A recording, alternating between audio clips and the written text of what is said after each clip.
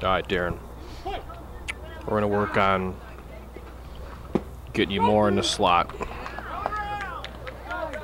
Slot being the position between the batter, the inside plate, corner of the plate, and the catcher. All right. We got to get you a little more out in the slot. Look through that gap.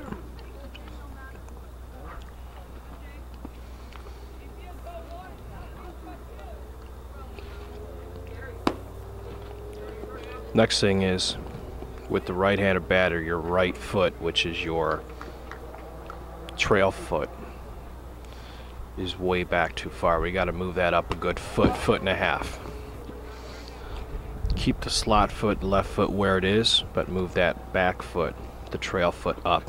Right now you're way over angled and look very uncomfortable.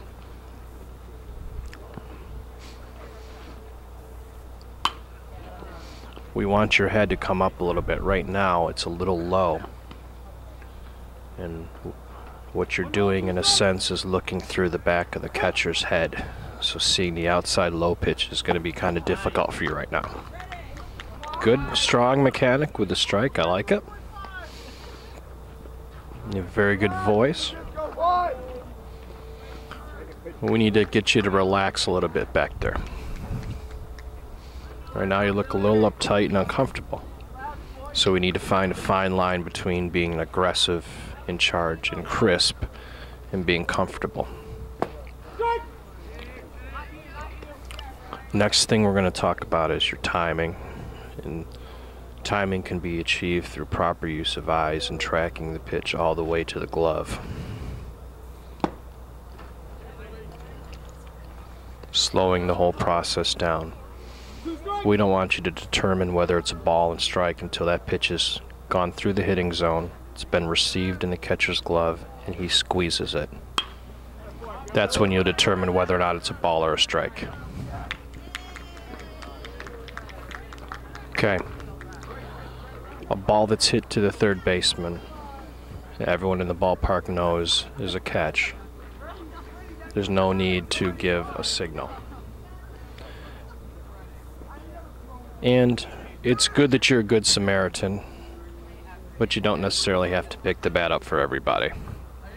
I'm sure they appreciate it, though.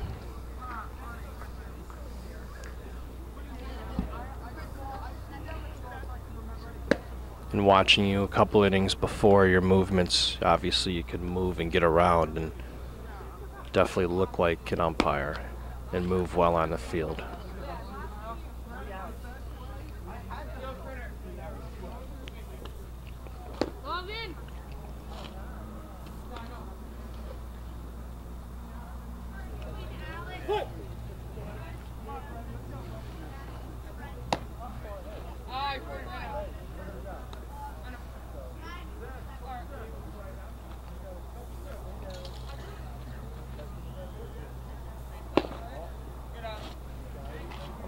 There the next half inning, I don't care what anyone says, and I'm even going to take a couple pitches with a kid warming up and show him where he should stand. You don't have a problem with that, do you?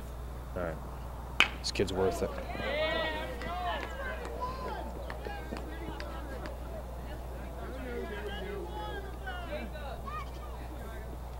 Good job bussing out.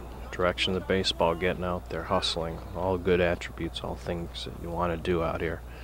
It'll definitely separate you from a lot of other umpires. In the box. All right. You have a batter who wants to wander around and walk halfway up the baseline. Very nicely suggest to him that he stays close. No need to be aggressive, yell at him or scream, tell him to get in the box, but simply, hey, what's his number? Hey, 27, do me a favor, stay close for me. And they'll respond favorably. We want to see the path of the baseball all the way through the hitting zone. We want to see it hit the glove and watch him squeeze it. That's how we determine balls and strikes. And we'll get another angle of him to show the head height. Yeah, and we will get a side view angle of you just to give you more perspective or another look at it.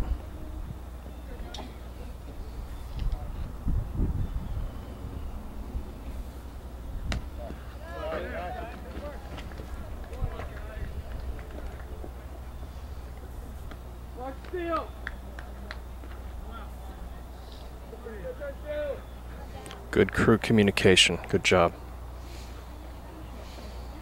Oh, He was all over it. and that's all about consistency. Yeah.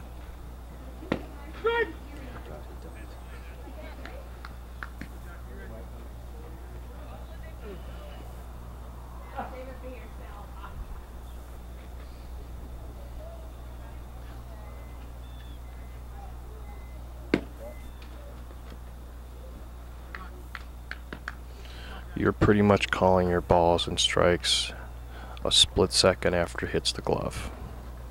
Eventually, once we get your timing down, you're going to see the difference in how much slower you'll be calling pitches. Okay?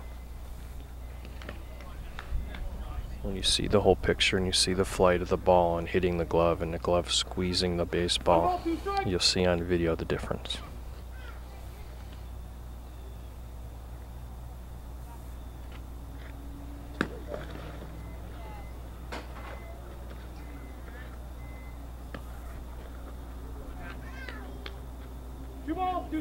Alright, your catcher, you're a pretty tall guy and your catcher's about 8 foot tall. Don't give the count until the catcher is down in his position. Good rule of thumb is that if you give the count and somebody asks you what the count is directly after that, they haven't seen it. I haven't noticed that happening today, but right now nobody can see that. Good thing is your voice is so strong everybody hears it. Wait till he gets down to give the count.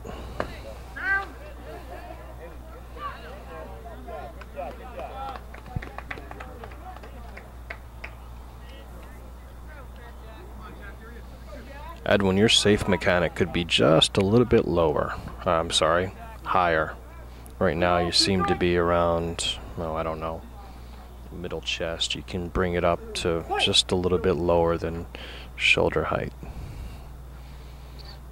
Very strong though, good mechanic, you can make it just a little bit crisper.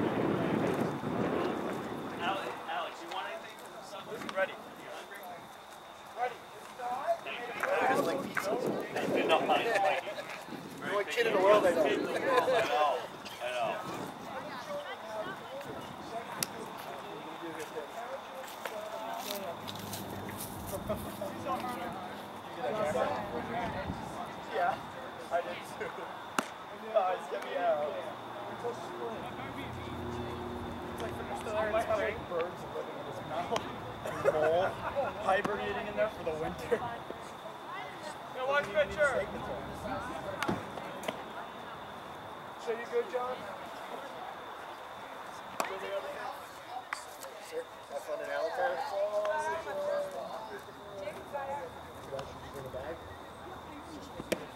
I got the catcher's gear in there. You need it? Have a blast, guys. Hey, who's doing the lineup? Oh, no. I'll do it. Got your line still in. Yes? Yeah. All right. Where's the lineup?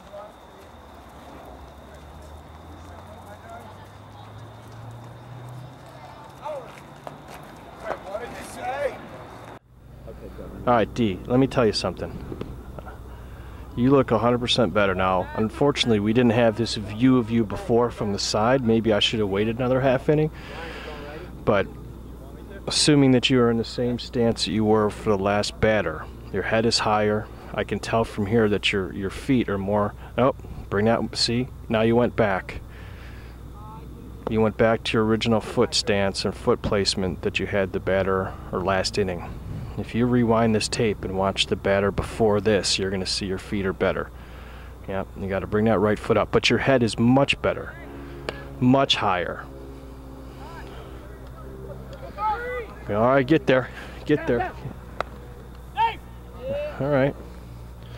my suggestion is, and that's a tough one because technically the ball never left the infield, but if you're going to commit to that play, which is a good call to do so, as fast as you are and as quick as you are out of the gate, out of home plate area, get right up in that cutout. Run all the way up there. The one thing I'm very encouraged that I just saw is the fact that you came set for the play, and that's very important. But by reacting a little quicker, you can get right up in the cutout.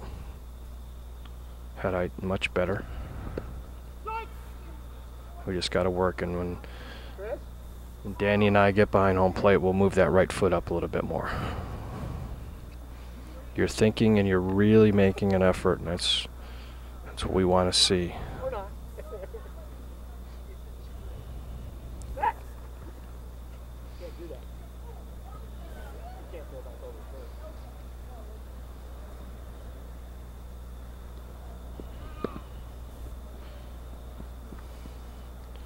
You asked me a question about what gives me satisfaction in the camp. This right here. This is it in a nutshell. All right, Ryan, hit him in. Oh, that was better. Yeah. When Danny and I go back behind home plate and we show the pictures of you, how you look standing directly behind home plate compared to where you were, you're going to see a dramatic difference where your head is. I'm assuming where your body is. We'll check your slot, but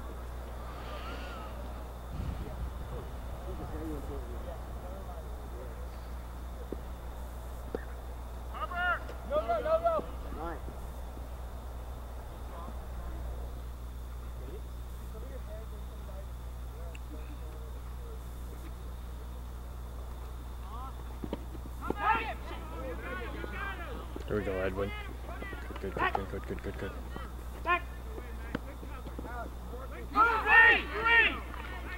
All right. Okay, got a couple things on this. All right.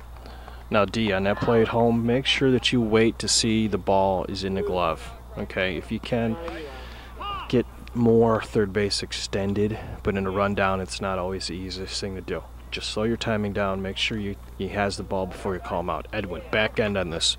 Good positioning at third base in the cutout.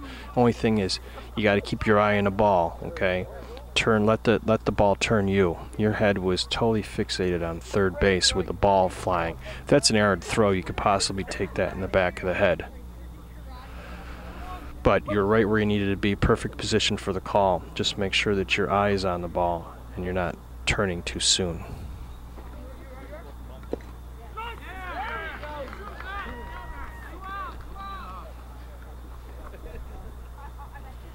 3-2, anything close? All right, Bell, hit him in. Good, 2 out. On anything you want. Back to the back you want.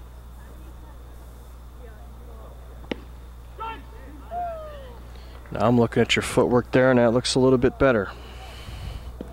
Let's see. What I do like you're doing is you're stepping in with that right foot. That's good. The thing is, I need you to just step up and get that foot even closer to the catcher. That's better. We can get a little bit closer possibly, but that's a big improvement.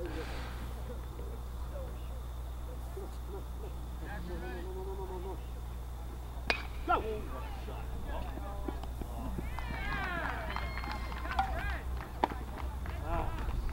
going to go stand behind home plate.